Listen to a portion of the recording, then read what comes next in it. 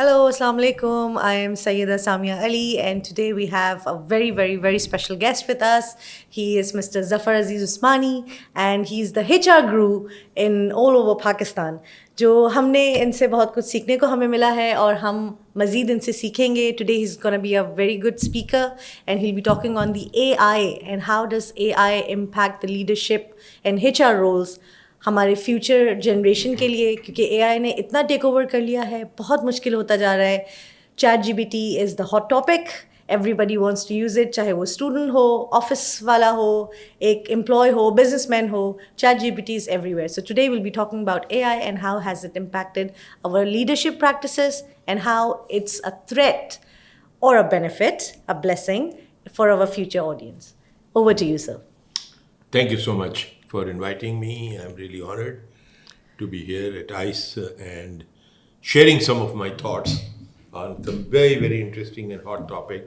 It's important for current leadership, it is important for young generation leaders, and it's equally important for students who are planning to make their career in the years to come. Human history, human civilization recorded history has never experienced the kind of change or transformation that is taking place now. Now, I mean, in the last 10, 15 years, have been totally disruptive. This disruption is changing the models of business, the approaches to business, the mindset, and all those classical learnings and classical wisdom that was accumulated over centuries, let's say last few decades, the things that we were taught in the university, the thing that we learned in experience in the last 20, 30 years, most of them are becoming irrelevant and redundant for the years to come. In fact, even today, if you take a look at how much have our lives been impacted by technology, it's mind-boggling. We are using technology in our hand. So our telephone now is multiple use gadget. It is not only just a device for talking. It's a camera. It's a video programmer. It gives us the ability to do live communication. It gives us the ability to do calculations. It gives us the ability to transactions, and fintech, another revolution that has taken place. It is actually our bank branch in our hand. Now, if you just think about it and reflect, how is it going to impact, or how is it impacting the classical work order? Most of the things that were done at the bank branch, for which you were required to go to the branch to cash your money, deposit, transfer, make payments, transfer, demand draft, all of those are becoming irrelevant. Everything is online now. Even small vendors say, please send money by jazz or something. So it's a different world we are living in. Now, looking at what value was added by human resource until now, you will see that mostly, and if you do an analysis, 70-80% of the value creation was more of an operational or manual or transactional role. What does that mean? Transactional role basically means that you are looking at a process, and the process has different steps, and at each step you're doing something which does not draw on your intellect or creativity, as it's all planned. You operation manual, every step is defined. So what do? We go and follow the manual. We go and follow it step by step. Any process you look at it. Now the thing is that all these processes are becoming redundant for human beings because artificial intelligence is going to take it over. It has taken over. There are so many things that are happening, and we are victims of artificial intelligence today. I'm using the word victim because anything that you do on your phone, on your television, on online shopping, it's taken over. They've got a complete analog data on me. What are my preferences in life? What are the kind of things that we would like to look for? What are the plans?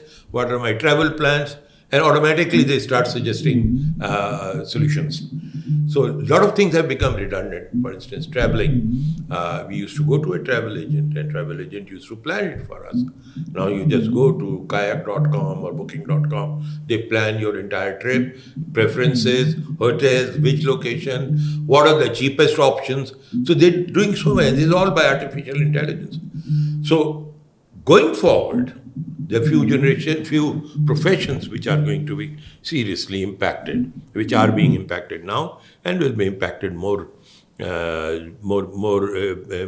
seriously in coming months and years, not too long a distance. These are the things like your profession of lawyers. And we talked about the chat GPT. Yes. Chat GPT is something that is again a mind-boggling revolution. I agree. If you have a question on law, if you need an opinion on law, we used to go to the lawyer. Now you Exactly. put it on the chat GPT. And you get the answer. And you know why they can give a better answer than a human being? It's because human mind, if I'm a lawyer, I have a 20 years experience, I have two things with me. One is the knowledge of law itself, text of law. The other is how it has been practiced in case laws. What I have seen, what I have observed. Now, my mind has a limitation. I can only retain so much of case laws and things. Now, artificial intelligence links this kind of requirement to something called big data. And big data is a data which is millions and billions of information, all available to you at your fingertips. So when you type a question on ChatGPT, it has an instant access. It can go analyze, it can capture the data and suggest you an answer from already data available. It doesn't create a new data. But there is so much of information and data available that as a human, it's not possible to quickly retrieve it. So the big question is, how do we move forward? One, artificial intelligence changing professions, endangering professions. And most of the work that our people are doing, human resources being used in organizations today, most of these are going to be redundant. And then you have to question, how do we use and leverage our human resource? So, do you think AI is a threat to our future generation, especially in HR? It's a threat and an opportunity. Okay. It's a threat for people, and that is the biggest challenge I face with leadership today, and I also face with some senior leadership, and I also face with people who have been in the job for 10, 15, 20 years, because we draw comfort, we draw our strength from our education and our experience. So what is that? What we have learned, how things are done, that is what I know. In the era of artificial intelligence, those things are redundant, and therefore I don't want to accept the new things. So there is a fear in me that I will not be relevant in the new world. So what happens then? What will happen then is that these things will come and take over. Whether we like it or not, companies, travel agencies will be closing down. A lot of lawyers will be operational lawyers will be outdated and they will not be required because if think is available. And so it's a threat for the people who don't want to change. Okay. It's a threat for the people who do not recognize the reality. And it was Darwin's saying that it's not the strongest of the species which survives. Exactly. The species which survives is adaptable. Yes. Ready to change. Indeed, indeed. So key for survival in artificial intelligence era to let's say 2030 and 40 and 50 and beyond. Now from now on, human mind has to be extremely adaptable. You have the basic information and you have to be flexible and adaptable to do things differently. To application of mind from procedural or operational routine work that we do, it has to come to creative and innovative application of the data that we have. Okay. How do we use that information to go further in the new world, new competitive world, creating products, innovative products, creating innovative services that will be required in the future, and be ready for that and proactively go and jump in. like a liveworm gets a bird. So we need to be able to apply our mind, open our mind and apply.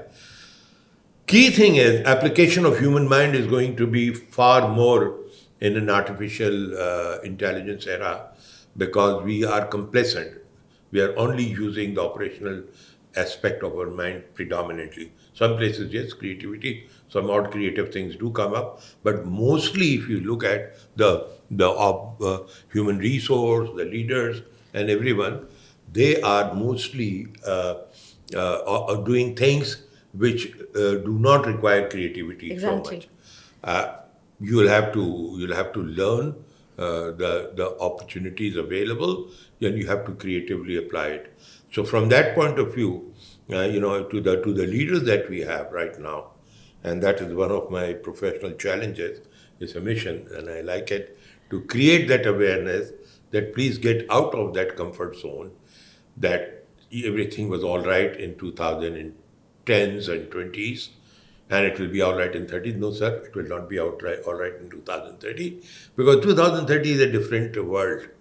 I would encourage everyone to just go and try and check, research, Google, what kind of leadership competencies will be required in 2030. True. And you just go and see there are 5, 10 things which are very important. Obviously, not so much of a manual activity, but a lot of human creativity. So, two things will be very important. One, adaptability. What does that mean? That we need to be mentally prepared to accept the change and Exactly. change ourselves. Adaptable. You have to adapt. When you are living in a house, in a smaller house, you move to a bigger house, you adapt immediately. You become more comfortable. But when you have to come back to the smaller house, It's that very is where you difficult. really have to make it, so that kind of adaptability is an attitude. It's a state of mind that people have to work on. And secondly, it's very important that we be flexible. Be flexible and agility. Remember this word agility. I keep on progressing. I keep on suggesting again and again. You have to be agile. What does that mean? That means that you should be able to respond to the new opportunity or change in the fastest, quickest speed of time. And I give a good example. If you're you must have played cricket sometime in your life. Yes. So, if you are batting and the bowler balls to you, the time between the moment bowler leaves the ball And it and hits the your bat. decision making, how are you going to play, Exactly. is very short. True. Either you have to go forward, you have to go backward, play right, left, and that is quick agility, ability to make a decision in the fastest and the quickest way. So that is something that's very, very mind-blowing, but very exciting. I think your organization, ICE, is going to play a key role, and you'll provide head-on advantage to the students if they go out mentally prepared that they are going into a different world. How can we prepare our future generation to be in a leadership role where AI is so strong? Yes, AI is going to be a different world. Yeah. And to make them ready to be able to survive and grow in the new world, the key learning is that classical learning is not valid anymore. I agree with you. And one of the things is that when they get in life, they have to be open minded. There will be two kinds of challenges. Their own leadership will be a challenge, which is the classical leadership, who would like them to operate in the classical environment. And then there will be opportunities in the AI and new things. So it's going to be an art to align themselves and work together and come out successfully because there will be a conflicting cultural challenge, modern and the classical, which is always there, but it's going to be more intense because AI will demand uh, first a great competency of adaptability. Yes. So people need to be totally mentally prepared, open-minded, that they are not going into the old world. It's a new world and they have to adapt. Like if you go to a different climate, you adapt yourself, you start wearing gold and it takes you a few days to be adapted to that when you come back to a heated climate. So that's the kind of a transformation. The adaptation to the new AI world is going to be a big challenge. Second, flexibility, your ability to one is adaptability, flexibility. How quickly and flexibility and agility. How quickly you align yourself to the new realities is the key to success. Because if I and you, we are both thrown into one environment, you are more agile and flexible. You will adopt yourself very quickly and you start adding value to the organization in the world of AI, and you will be more successful than me. And guess who's going to survive if I take time to be adaptable and so we're not going to have a lot of successful people in the future, a lot of successful leaders and professionals who try to stick to the classical way of thinking. So one of the great challenges I think we all have today is to create awareness about them. Yes. Because unfortunately, both in the corporate world, in the leadership, and even in the academia, this realization is not there very strong. We are still led by uh, classical managers, classical professors, who are very, very valuable. They have done their research and they have achieved doctorate and they have been teaching for such a long time. So they are very valuable. But now that value has to be creatively transformed into the ability to create people, create a student and human resource who will be relevant to the new world. I agree And the with new you. world is going to be a crazy world. It is already very crazy. Every morning you get up, your mobile will say update software, and there are so many software which are I agree. it's a real time change going on. It's not that okay 6 months later you're no, it's everything is happening. You open new software is available, tuck, and then there now my computer is gone trying to update itself. I have to learn to live with it, right? Yes, indeed. And learn the new way of things. Put application changes, the way that you put data changes, and we learn. We have no choice. You can't There's no say, choice given to anybody nowadays because students, young generation especially, इतना indulge कर दिया इसने अपने आप को, especially in mobile phones. Everything is available for everybody. It's just one click away. And then इस सब चीज़ों में I believe what I have witnessed is that they're losing a lot of their creative thinking skills because everything is done for them. Even just to get a spelling of a word, for example, hippopotamus. I don't think so. The students knows the spelling what do nowadays. they have to know it? No, you don't have to know That's my that. But then, that's my question. but That's my then, question. Why do we want people to, memorize tables, memorize spelling? There is a left click, right? You just type it the way you do, and it shows the underline right. Left click, and we use it. that's But an my question is, opportunity. application of human mind to memorize these things was one way. Now I'm saying, let's move a step ahead. And if this is really, really important, yes, they should. But if it is not, then let's see what from here. And that actually, so it's a very good question. We used to remember before we had this mobile phone, so many numbers, So many 50, numbers. 100. Now nobody We used to remembers. remember my, Exactly. Ahmed's number, oh yeah, blah, blah, blah, blah. Now what is happening is, my own number at times, and at least I don't remember my wife's number, so I have to check it every time. You go and check. And why? This is telling you a very fascinating creation of God. Human mind. Human mind has ability to adjust itself according to the demands. And when you force it to memorize the spelling and this and that, that was a very good thing, and that, yes, what should happen. But what happens when somebody has become very proficient in spelling and counting Oh, and nothing. calculation? Like people will just use calculators now. How many? Yeah. Even your groceries shops, the small vendors, they take out their calculator, tuck, tuck, tuck, tuck, and they calculate how much vegetable have you bought. So, I'm saying that these are the changes that are taking over, and we have to understand that we have to adopt it. And if we adopt it slowly at its pace, that's one choice. But to be surviving in this world, we need to be proactive and we need to find out what's going to be in the future and be ready. So my humble suggestion and request to the leadership is to please rethink your leadership style and your value added at a leadership level, from operational to more strategic and creative things, which will provide competitive advantage to the to the academia. My advice is to please think of the future leadership competencies and somehow include it either by assignment based or interactive meetings and discussions with professionals on not talking on something, talking on a special project being implemented. So, what is the challenge in a particular project being implemented? Go and partner with them, try and give solutions. Maybe your solution will not be the best, but that will be a great learning tool for our students to be more valuable, more valid, and when they go for jobs, they will be able to talk about so many new things. Thank you so much for all the insightful thoughts that you have shared with us. Thank you for being here today. And we will be looking forward to hearing more sessions with you in podcast, inshallah. Look forward. Thank you. My pleasure. Thank you. Thank you so much. Thank you, Ais.